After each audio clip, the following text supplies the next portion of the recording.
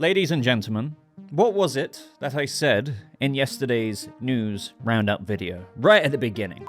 So, I need to fully admit, because it's just my luck on the channel, and the real ones will know exactly what I'm about to say. It will be my luck, because this is a news roundup video, that there will probably, maybe, be some news dropping by the time I upload this.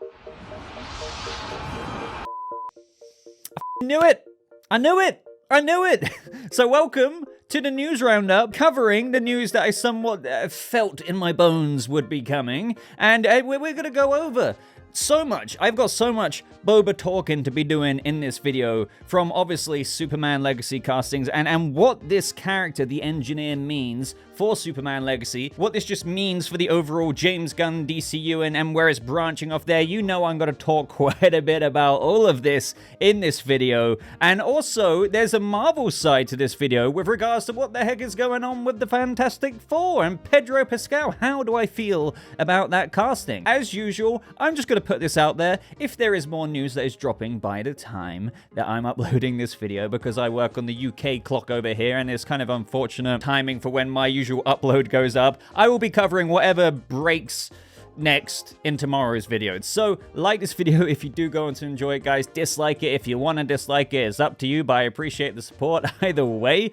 And subscribe for more news roundups just like this, and check out yesterday's video if you haven't done so already. So guys, we need to get to this Deadline article, because believe it or not, you might be like, okay, who's the engineer? Why do I care about the engineer? Is this really important, Boba? Well, trust me, you know me. I could unravel this into 1,000 different talking points here. So, Deadline say as follows: Superman Legacy sets María Gabriela de Faría, or Faria, I might butcher that name, to play villain, villain Deadline, the engineer. Now, more on that in just a second. So they say exclusive: María Gabriela de Faría, the Venezuelan actress best known for roles in Fox comedies Animal Control and The Moodies, has landed a breakout part on the film side, joining the cast of James Gunn's Superman Legacy. Now, this is where they get into a little bit of a description of the character, saying her character is Angela Spiker, aka the Engineer. Part of Warner/DC Flick's villain team, Angie's powers stem from nanotechnology built into her body, created by Warren Ellis and Brian Hitch. She's the second, very interesting to point out there, and we'll get into that in a second, the second DC character to bear the name of the Engineer, and was first introduced in The Authority Volume 1. Now, before I kind of rephrase what Deadline said there with regards to villain, and it'll make sense in a second, we need to see what James Gunn has to say about that. And he said over on Threads, and maybe other platforms as well, villain is such a disparaging term. Very, very true. Welcome to the DCU, the Faria, which is her Instagram handle. Go follow her for potential upcoming teasers. She's already posting that she's been working out a bunch for the role. But anyway, who is not only a wonderful actor, but she laughs in person even more than she does in her Instagram feed. Hashtag the engineer, hashtag Superman Legacy, hashtag DC Studios. So let's tackle initially, before we get into some other subjects here, villain is such a disparaging term. That is very true. The Authority, well, so let me put it this way. I've got so much I need to cover, I don't even know where to begin with this. The Engineer, as described here by Deadline, and this is what is kind of annoying about reporting sometimes, because you get other outlets recycling it, saying Superman Legacy's found its villain, or one of the main villains in the Engineer, when the Engineer really heavily won't likely be the villain, especially with James Gunn saying that's such a disparaging term. It's not true. It's reductive to who the character is. Now, as you guys may have heard, the Authority, including one of the members, the Engineer, one of the founding members, are very much so anti-hero-esque. They don't exactly do things by the book, but they're not villains. They just kind of, as many people like to use the easiest example here, think of Billy Butcher and the boys and how they kind of want to help. They're not exactly villains at all, but they're not exactly the most heroic guys to go out and do this, but they try and help out by any means necessary in a roundabout way, if you kind of catch my drift there. Clone that onto DC's The Authority with the DCU movie we're going to get, and then clone that onto one of the members, the engineer here, well, that wouldn't make her a villain. It's just, this, you can see where this is going with all the talks we've done before, and especially what is going on now amongst us DC fans with this casting, how this is going to fit in with Superman and his moral compass and his way of tackling things. Now, just before diving into the character of the engineer, what's interesting about this whole Authority talk and now things are ramping up, and we're going to get into other castings of Superman Legacy in a second, is that a lot of people got thrown off with regards to any Authority members or the Authority themselves appearing in Superman Legacy, the first DCU movie, because we did get this post from James Gunn, or a reply rather, of this user asking him, can you give us a small little hint of who the main villain for Superman Legacy will be? We already know the Authority will be present, but they'll just be small cameos, I assume. And James Gunn replied, I never said the Authority would be present, which is very true. The thing that happened here is that there are a bunch of leaks out there saying that the Authority would be in the movie, and then you get headlines from, non-reputable to middling reputable outlets saying, oh, the Authority are going to be in Superman Legacy, and then they just assume that's the case for a fact. So they say that to James Gunn, and what he said here is, well, I'm technically not saying that they won't be in the movie, but I never said that they would be present. So that's all he said here. I never said the Authority would be present. And that is still true, if you think about it. Just because we have a casting for the engineer, of whom is a part of the Authority and the Authority movie. So, she's not only landed this role in Superman Legacy, but she's also got the role, her breakout role in the Authority movie. But if it's just her, or even another character, or even another character, that wouldn't be the whole team. The conclusion to draw from this is that I don't think the Authority, the whole team, will be in the movie. Clearly, the engineer, as we know for a fact now,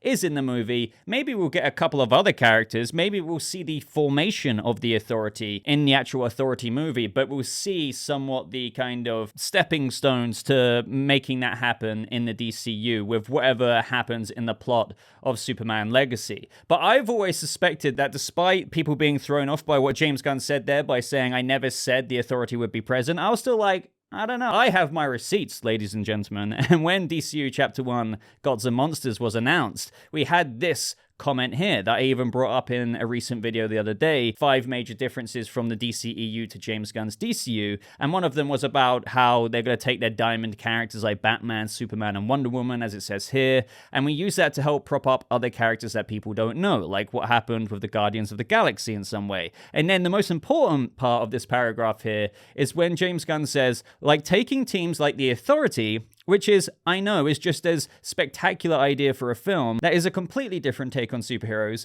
because it's really connected to Superman.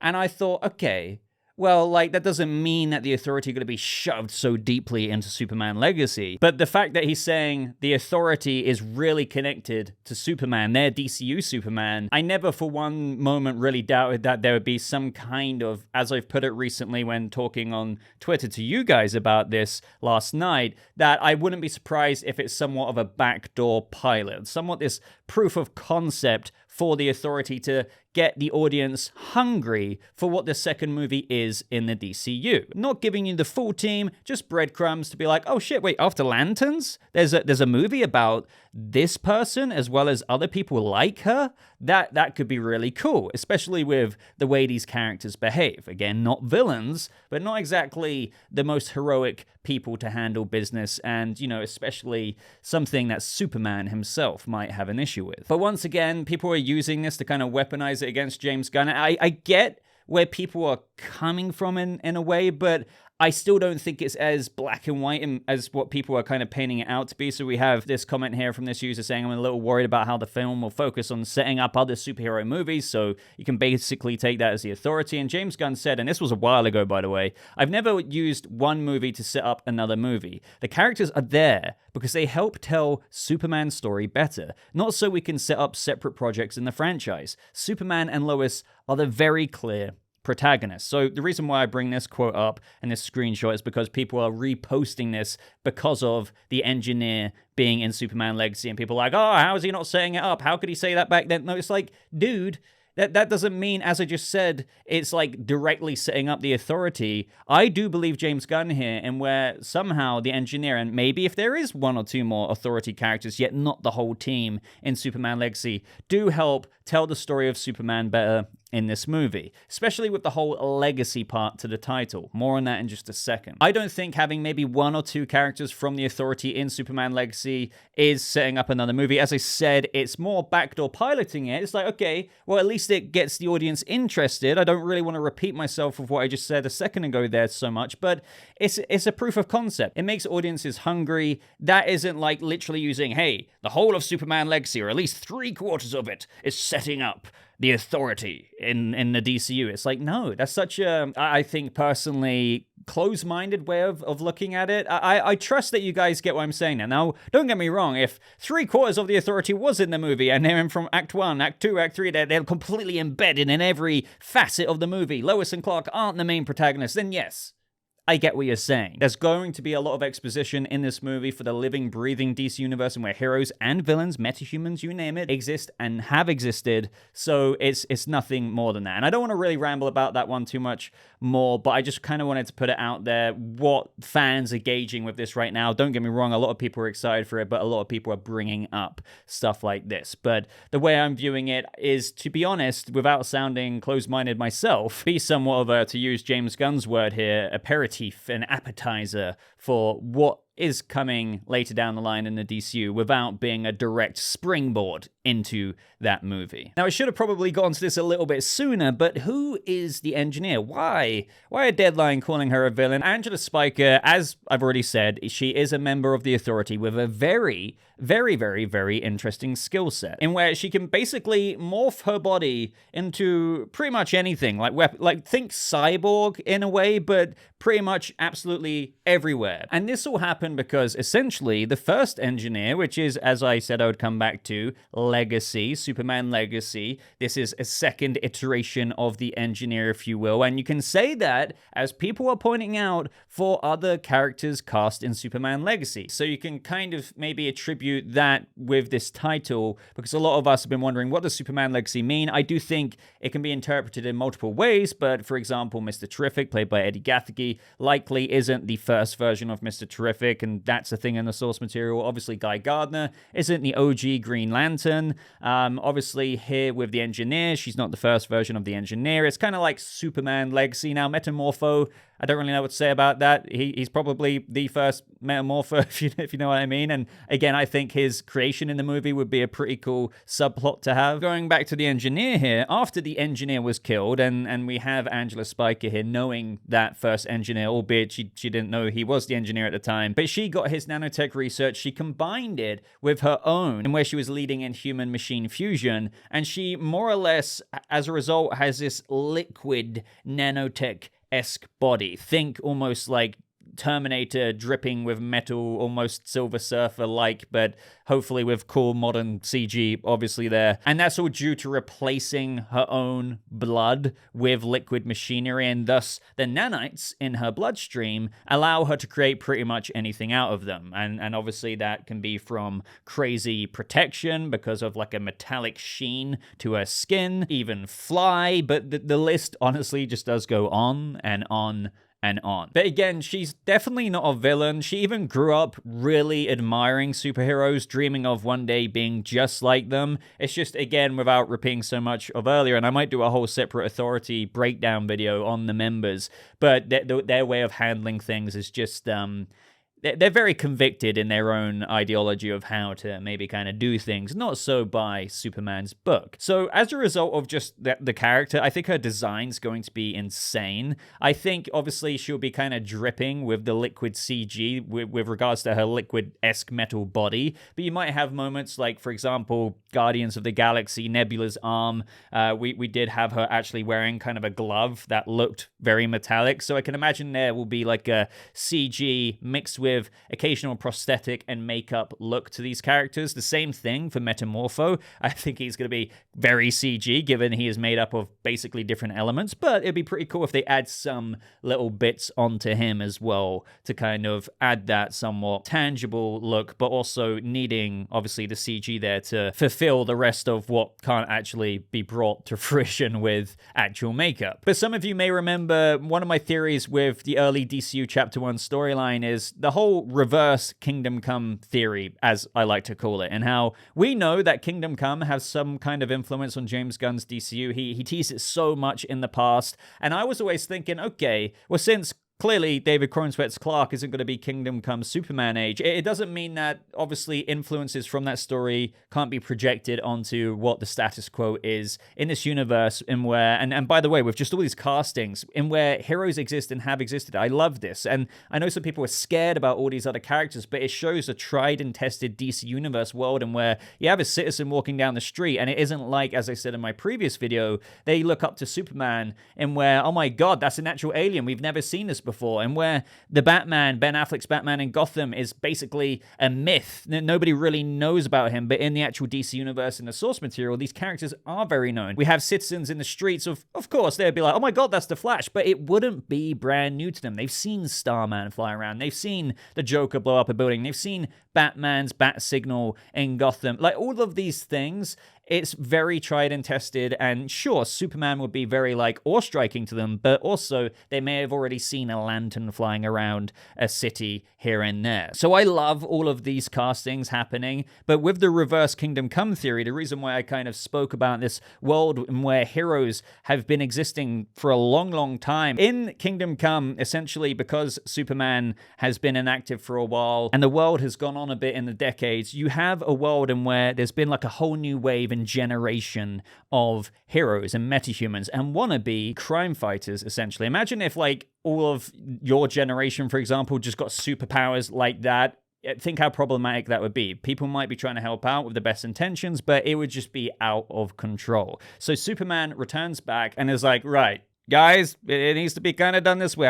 I disagree with your methods. This is just ridiculous. Now, think about what we're getting in the DCU. That's where the Authority could come in. This is where the Engineer could come in. She might be like, Superman, I don't care the way you want to. I'm doing this my way, and they could butt heads. Clark's arc throughout the film might be trying to deal with conflicts in where there's other heroes that he comes across, again, in a world in where you've had people flying about for decades and decades, possibly longer, and he might be like, excuse me, like, I think we should do it this way. Ultimately, we're going to have to wait and see, but I really do vibe that things are going to go in that direction. And what about the other castings? And I do agree with this. We are going to get other castings, and again, probably by the time I freaking upload this video, I don't know. But I expected as well that we might have been getting more of the, citizen human side first, because if you think about it, yeah, I kind of feel bad. You've got Metamorpho, Hawkgirl, Mr. Terrific, Guy Gardner, Superman, and now the Engineer, and then you just got over here Lois.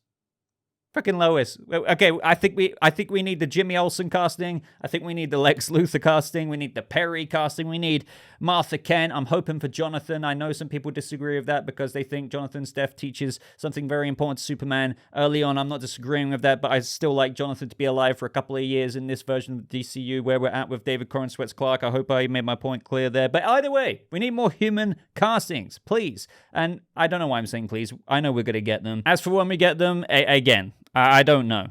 Maybe by the time you're watching this video, if that's the case, new video tomorrow, but very, very, very, very soon. Before moving on to my reaction to the Marvel news, we have a couple of replies from James Gunn. We like to go through these, and he basically confirms here that the Engineer is not Pedro Pascal. I do not know what this person was smoking, but they thought that Pedro Pascal was cast as the Engineer. Anyway, after James Gunn had to clear that up, we have another comment here from Dweeb saying, will we get a Batman casting announcement anytime soon? He says, no, we don't even have a script yet. And I agree with this. I don't know why people are really asking this, because I mean, maybe they're asking it because they think that Bruce Wayne could appear in an earlier project before Brave and the Bold. I think that's maybe a fairly reasonable, speculation for maybe why this question could be getting asked.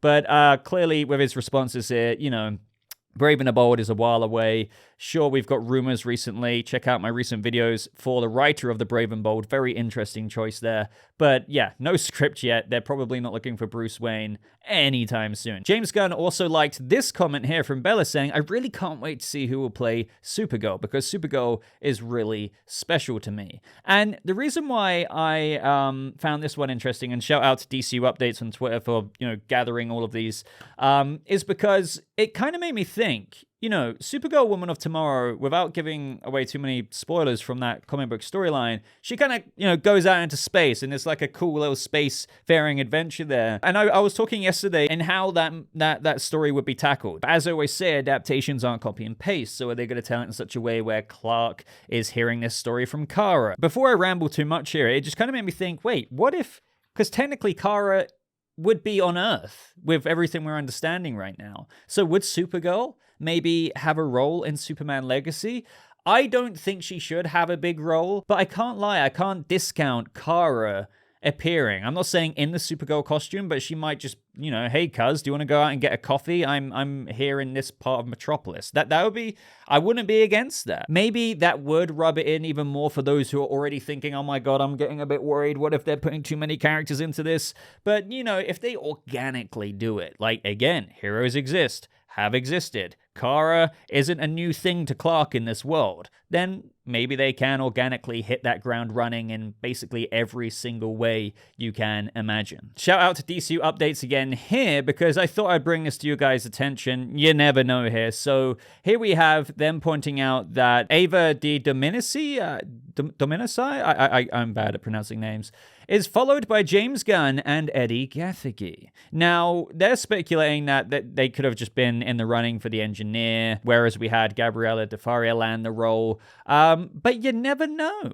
You never know. Maybe James Gunn could still have a role in mind for her. But all I have to say about this is keep an eye on Ava's Instagram profile, or just keep her bookmarked in your head. So let me know your thoughts with regards to everything I just spewed about DC, but let's now get into my reaction for the MCU side of things. And, the Fantastic Four casting search has been going on for a long, long time now. With regards to this, the Hollywood Reporter is saying here, Pedro Pascal circling Fantastic Four to play Reed Richards. And I do believe that Daniel RPK was the first to say this on his Patreon account. This is quite a big W for him because, hey, it turns out to be that everyone is reporting this now. And my first reaction was like, I love Pedro Pascal. I think most of us do, whether that's obviously from, I don't know, Narcos to Game of Thrones to The Mandalorian to The Last of Us. It's just, obviously, when it comes to Reed Richards, Mr. Fantastic, this was literally my reaction. I was like, oh,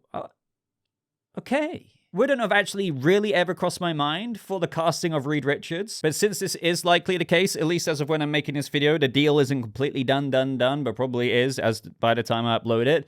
How do I feel about it? It's like, believe it or not, I felt a similar way about Joel. I felt like, okay, I really like The Last of Us. Pedro Pascal was cast as Joel, and I didn't know really how to feel about it, but I was like, you know what, I love Pedro Pascal. He's a great actor, and I think he will still embody that character. And let's not pretend for a single second that whenever there's popular characters that get cast, they more than often don't always fit whatever person or fan has in mind for like the way the face is chiseled, and it's not exactly lining up to the way Reed Richards' chin is there, because lots of people are saying Pedro Pascal's facial structure isn't the exact same. So in his defense there, what I would say is I'm sure he can still play the role pretty well, but it isn't kind of what you would maybe put in the casting pool of Reed Richards. I will admit that much. For example, when you had the frontrunners for Superman Legacy, and you had David Corenswet in there, and then a few others, I was like, okay, that is like a roster of people I think, okay,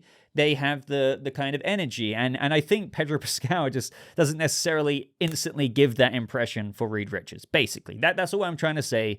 And I'm willing to bet maybe a lot of you will agree with me here, but let me know if you're more on my side and where it's like, okay, well, if this is the casting, since I know he's a good actor, I'm still not against it, but could there have been maybe a more quintessential casting? Sure. But obviously this is all in addition to what we've been hearing recently with Vanessa Kirby, who is likely going to be playing Sue Storm. And then obviously there's Joseph Quinn, rumored to be the Human Torch. And then Ebon Moss-Bachrach, or is it Bachrach? I don't know, for The Thing. And it seems as though they could very well be the Fantastic Four family here, which is super interesting, especially when you consider the search for these roles, with Jeff Snyder saying here, and he gets pretty in-depth with the history of this, saying, just prior to the SAG-AFTRA strike, Marvel conducted secret screen tests for Reed Richards, just like James Gunn was doing for Superman Legacy, rushing to get them done in time. A group of actors flew to London, including Christopher Abbott and Jamie Dornan, and I'm told the tests did not go very well, which is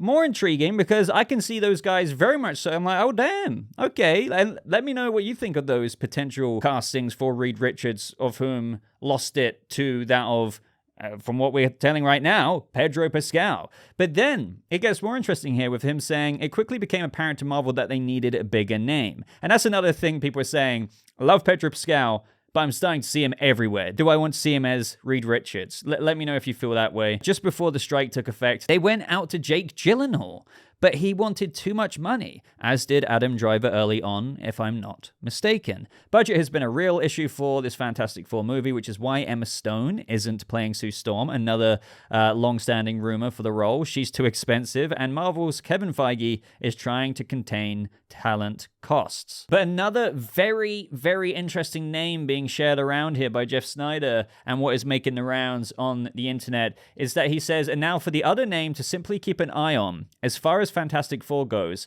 last week I was told by the same source who told me about Pedro that Oscar winner Javier Bardem is being eyed to play Galactus. I think that's a really cool choice for Galactus if this turns out to be true. And to be honest, I don't even know how to comprehend how they're going to do Galactus given how powerful he is in that of the source material. I mean, as I always say, adaptations aren't copy and paste, so it's going to be obviously fascinating to see how the MCU translate that character and how that threat is going to be handled in the Fantastic Four movie. But also, we need to talk about in this video how what is going on with Kang. Is Marvel really moving away from the whole Kang thing? Because you may have heard recently, I mean, this rumor has been brewing for quite a while, but not only do we have the writer of Kang Dynasty depart the project, as it says here, Ant-Man and the Wasp Quantumania screenwriter Jeff Loveness is no longer working for Marvel or attached to pen the fifth Avengers movie titled Avengers Kang Dynasty. Robinson reported that Loveness is off the project because Marvel is likely moving away from the Kang storyline that threaded both seasons of Loki. Not only that, guys, but we also have Destin Daniel Cretton is no longer set to direct Avengers Kang Dynasty. So it's like, it's not happening anymore then? It's like, oh God. It's a bit too much of a coincidence that the writer and the director are moving away from that project. And I know a lot of people are saying that Loki kind of set things up so that if they wanted to pursue Kang, they could. And if they don't want to pursue him, the Loki finale easily makes it so that Kang isn't necessarily an issue anymore. I disagree with that. As I said in my Loki review, technically with an infinitely expanding multiverse with branch after branch, branches be branching, as I said, they'll keep coming about. Thus, so will infinite Kangs. So if you're saying that the TVA are just, their only mandate is to keep tabs on He Who Remains variants and make sure that they're not getting out of control like Mobius presented with regards to the Quantumania report, I don't think there's any believable way that the whole TVA could account for an infinite amount of Kangs. It would be an inevitability that the Kang War would come again. So did you see what I mean? I don't know how they're going to really brush it off with that being said, but it seems like that could very well be the case. So let me know what you think of that. Do you believe that it really is off the table? And if it's not entirely off the table, that they're kind of trying to sweep it away. But ladies and gentlemen, that is all from me in today's video. That is all, as if I didn't speak for like half an hour or something. But I would love to know your thoughts on everything. A lot of news going on at the minute. A lot of news, like arguably some of the biggest news, is still yet to come. So leave me a comment down in that comment section. Let me know what you think of the Superman stuff, the Engineer, the Authority stuff, everything there, but obviously the Marvel stuff as well. I'll try and do separate videos, news roundups for Marvel, because I do want to do those. I've done those in the past, and I want to dedicate more time to it. So make sure you do subscribe for future coverage on a whole bunch of things. Like this video, of course, if you did enjoy it, especially if you made it this far. Thank you so much for doing that, and just thank you so much for watching me today. I hope you have a lovely rest of your day, and I'll see you guys in the next video. Goodbye.